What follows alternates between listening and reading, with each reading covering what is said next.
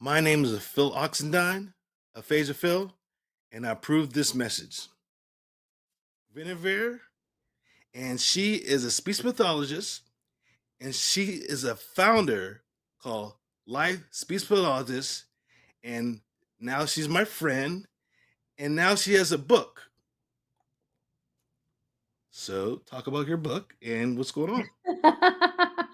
Okay, so the backstory, number one, Phil, dude, you're killing it on social media, YouTube, podcasts.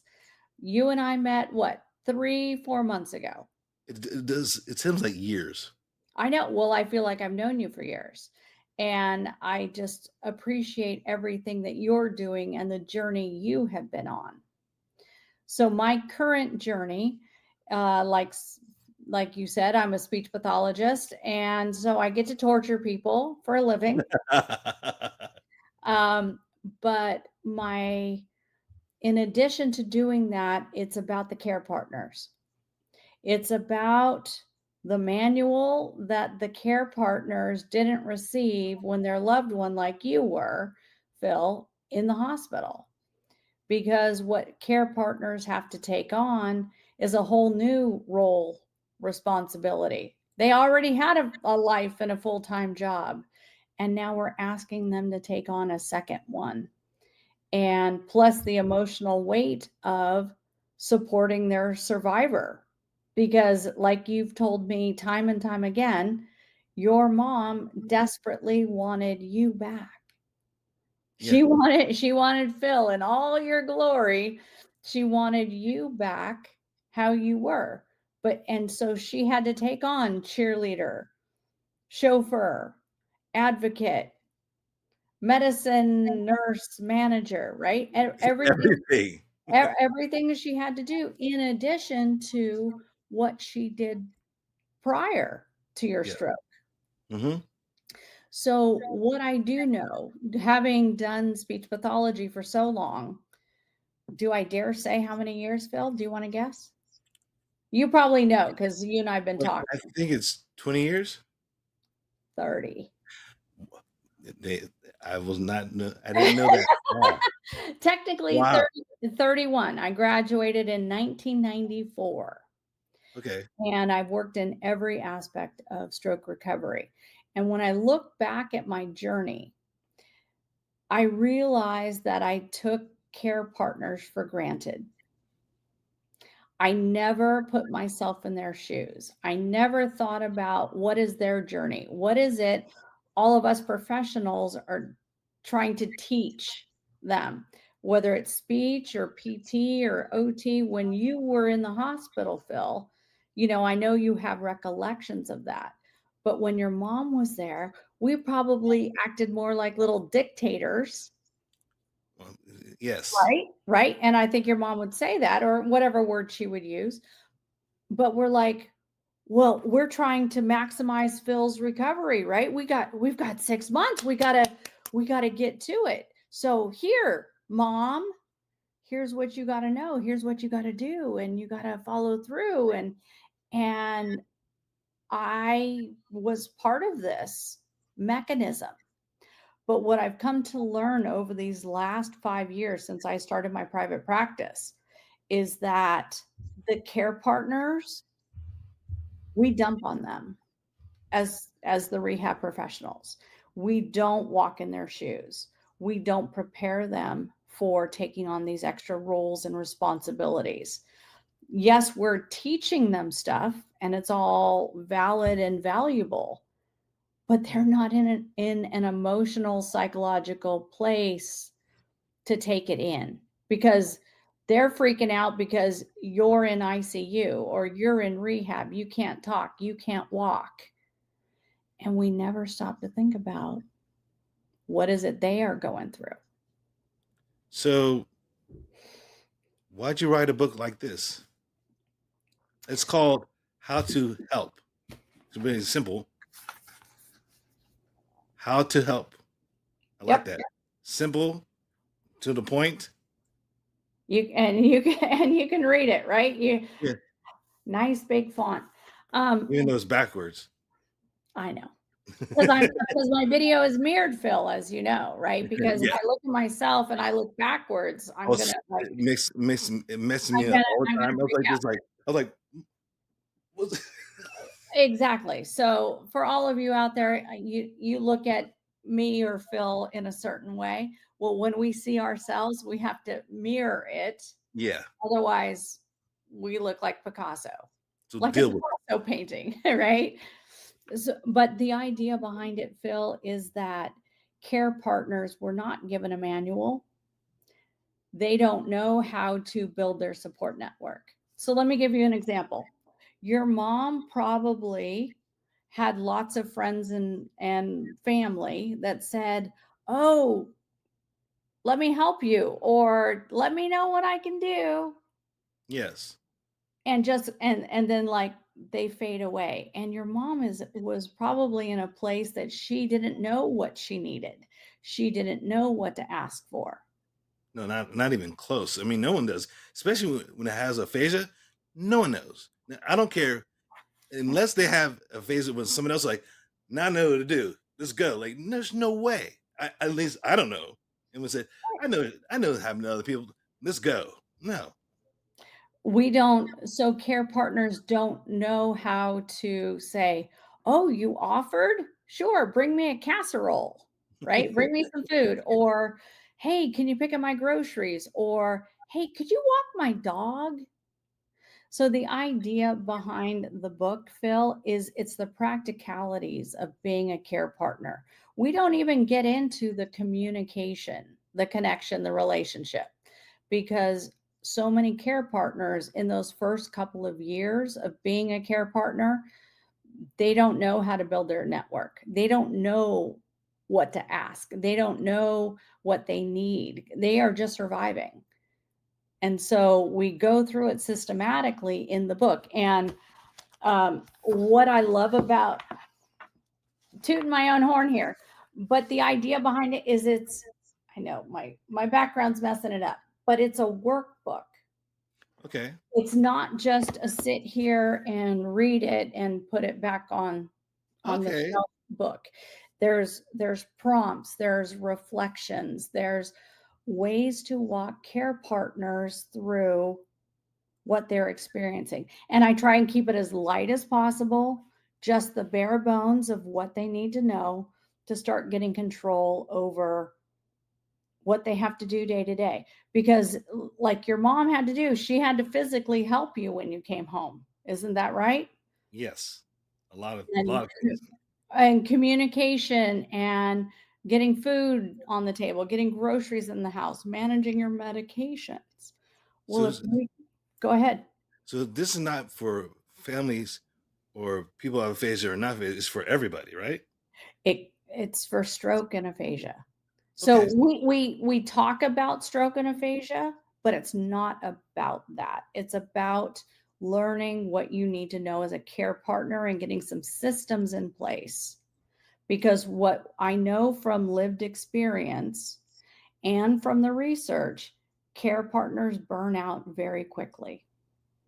They isolate very quickly. They feel like nobody else understands what they're going through. They may still have girlfriends or guy friends, right, that they might text, but they don't say what they're feeling. They don't say what they're experiencing or how hard it is or how joyful it could be because those other folks don't understand it because they're not walking that same path. Yeah. So that's where this book came from. It's about Good. helping the stroke and aphasia care partner figure out how to get some of these things in place to make their day-to-day easier. Because what I know from being a clinician, Mm. that if the care partner has some breathing room, I call it breathing room, having some space, some Like things are off their plate. my mom's going to Ireland. I mean Ireland, Iceland. Exactly. She That they are in a better place to help you, the survivor, with your recovery. Does that make sense? yeah. So technically, it's selfish for me, being the clinician, Mhm. for me to help the care partner be not a better, that's not the right word, just have control over being a care partner, that manual that they never got at the hospital, so that they can help you with your recovery. Because the other thing I know, the other truth is, care partners desperately want their survivor to not just survive, but to thrive. And so you're gonna have all your, not your video, but all your information in there. Tons. Okay, good. Um, It's all so in there. good. I hope so. So what are you doing for the awareness of a? I guess right. What did you do for month May for aphasia? What are you doing? So for the month of June, it's Aphasia Awareness Month. Yeah. And first, I have to say, Phil, if it wasn't for you, I wouldn't have applied to be an aphasia ambassador. Thank you. Yeah, right. Like I didn't think about it because I didn't think it was for those of us in aphasia, right? Yeah. But technically, you and I are both ambassadors. Woo, Yep. right? I work with both survivors in my private practice and I work with care partners separately. It's more than just a support group. It's about practicality and moving forward.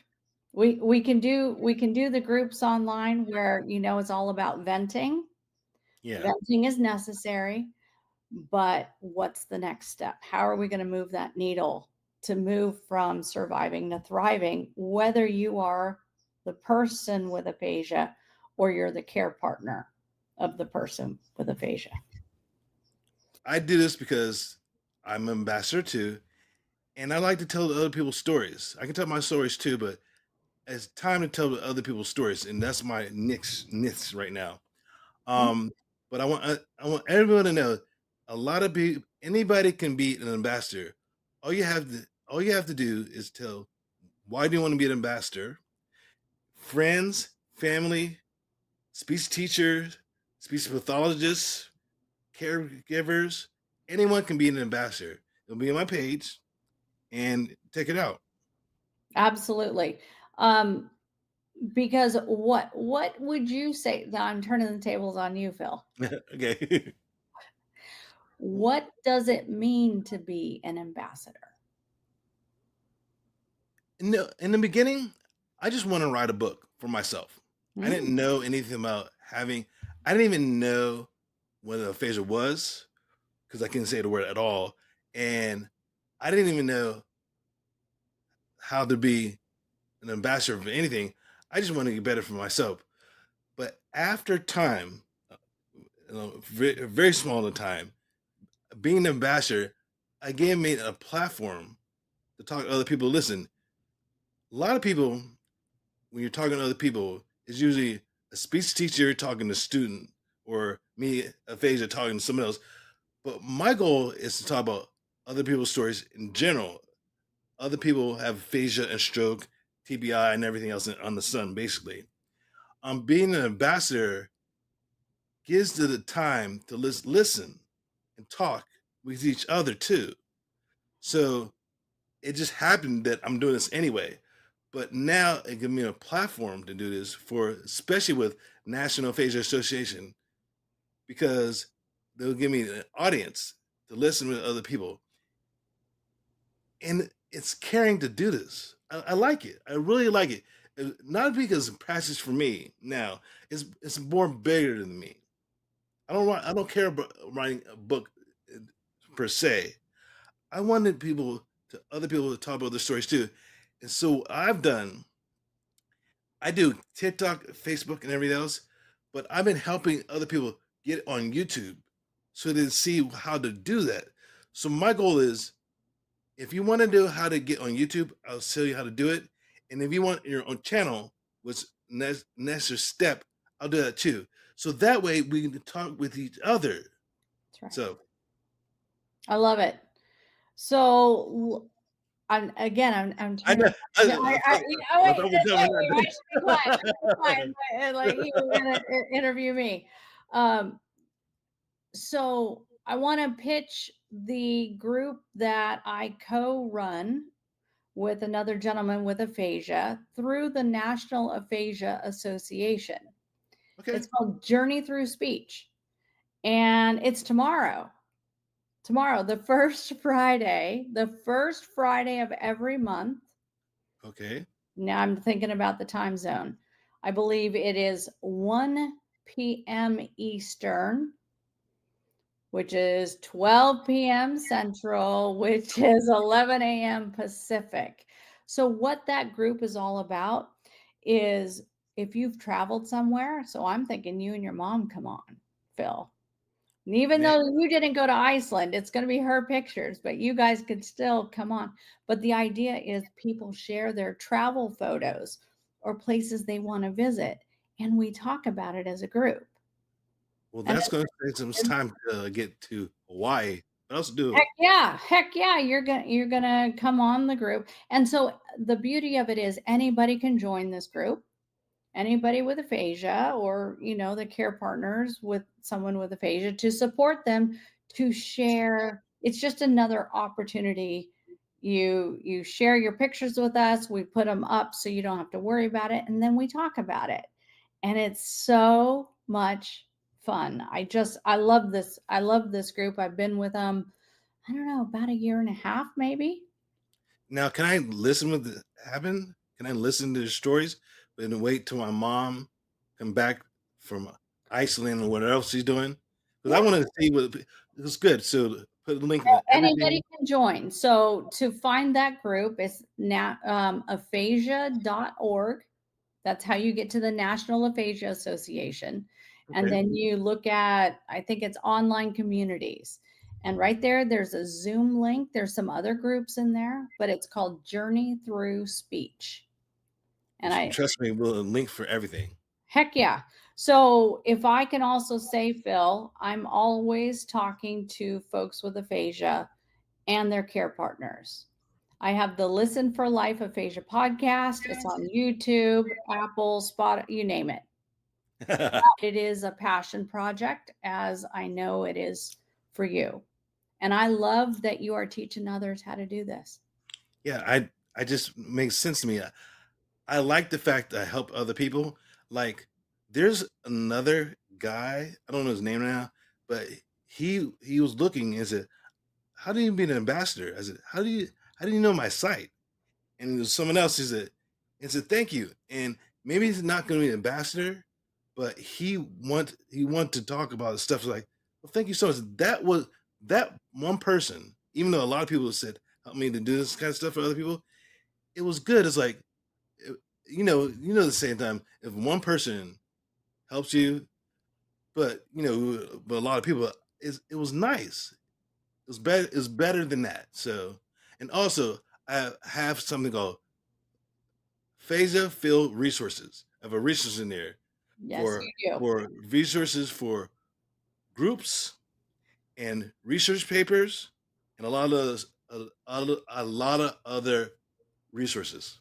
It's called Phasa Field Resources And we can see that in the whatever that's called on YouTube, right? on YouTube. It's underneath the video. All Yep, the links are under there. yep, yes, it is. Yes. And so I want to do a shout out, Phil, to the University of Texas Health Sciences, San Antonio, Texas. So I'm going to use the word torturing grad students. But here's why I say, and I only say that in the most loving of ways, because there's not enough of us speech pathologists that specialize in aphasia. Nope. So this is part of what I do in my mission to give back and to help that next generation of speech pathologists that want to come into this arena. Because so many want to go work with kids in all sorts of different ways, which nothing wrong with that, but a very small percentage of speech pathologists work in aphasia. Yeah, we need them. Trust me, we need them. Yeah, so maybe a future episode we're going to get some of my grad students that I got to torture this summer, and maybe some others, and we'll have a conversation about it. Because what I would love is for them to have more of your lived experiences. What was it like being a patient? What was it like being in the hospital and not being able to talk or move the way you expected? What was it like figuring out how to get back your identity and grieving the changes that you were going through? That's what these students need to know because that's going to make them better clinicians. I'll tell you some stories. I'm not, I'm very rural. What happens? Oh, I've heard your stories, and folks, we edited some of them, and you're gonna have to be on the inner circle to hear a couple of Phil's Yeah, stories. but But there are the stories to point all. is, they are real. And I'll definitely find some people who want to talk to your shows and talk about what it is to have aphasia. Trust me. Yeah, throughout the rehab process. So the clients that have come in for this intensive program, some are within a year of their stroke, and some are, several years after their stroke. But And what we know is it's a different experience for every individual. do you know it's been 3 years and 5 months now? You're not counting. No, my mom does. And so she tells you, does she write it No, on a calendar? 3 years, no. five What months. she does, she knows a date. I was thinking about it. It'll be, I think, is January the 10th was my 3 years. No, 3 years. Yep. So, how does that make you feel when your mom keeps track of? Well, the reason why she knows that because when we have this stuff to do for getting medication and stuff like this. But other than that, my mom, she's so proud of me because, I mean, you know my episodes, like you know what happened to me. It was not. It was as other people. It was a doozy. Like, but she, I'm proud of myself too. But she's proud of me all the time now. Like, listen, she's in Iceland. She's in Iceland right now, so she comfortable me be here. I have a caregiver now. He's my friend too, but otherwise she wouldn't do this. So I'm glad that she feel comfortable me doing this, but I didn't know that was only 3 years. The time flies by, but I can say this: you need to practice. I say it a lot of times: practice, and you need support group. You need a sport group, a sport group, a sport group. Because if you don't, it will be hard. And I have a lot of sport group friends, family, aphasia friends, Kirsten, Genevieve. um, so it's good, but I know I have a lot to stuff to do. But I didn't know. I didn't know come this far so quickly, and a lot to do. So I'm thankful, and I know everyone may be the same, but yeah, it's hard sometimes because I didn't know that. I didn't know how bad it was. My mom now knows she's talking about more likely how bad it was. It was really bad. Now that I can talk clearly what's happened to me, so I'm glad she's doing when she do have fun. But I don't even know what I'm talking about now. It just Well, I think you bring up a really interesting point that I think anybody watching this video needs to understand. You, the survivor, your brain went into a protective mechanism, right? We have what's called the reptile brain. It keeps your heart beating, it keeps you breathing, and it keeps your digestion running, right? That's it. That's the yeah. reptile brain. Us as humans, we have, where you had your stroke is the outer part of the brain. That's the We'll thing. have it because I know, right? You got this like you can cranial make up acme. like a really awesome tattoo, Well, you can put some ink on that, but you were in survival mode. That's how the body and the brain protect itself. Your brain was just keeping you alive. And as your brain started to heal, you came back into awareness. Yes. And somehow, some way, I don't know why you got as far as you did in just 3 years, because some people don't get there for 10 years. But this going from the reptile brain, and I don't mean that in a derogatory sense, it's just, it's the survival, Okay. but being able to come into this awareness where you can see now what your mom went through, that you're happy for your mom that she's traveling. Many Yes. survivors can't get to that thinking level. I And never thought about that. Thank you. I didn't never and, thought about it. this is part of what care partners don't understand. They don't understand how the brain heals. They don't, this is that manual I keep saying that they never got, Okay. Okay. because you're an onion. I don't know how you feel about onions, Phil, but you're an onion. There's lots of layers to Right. you, and for every survivor, you have different kinds of layers. And the care partner might say, "Phil, you look like yourself, you sound like yourself, but why don't you act like yourself?"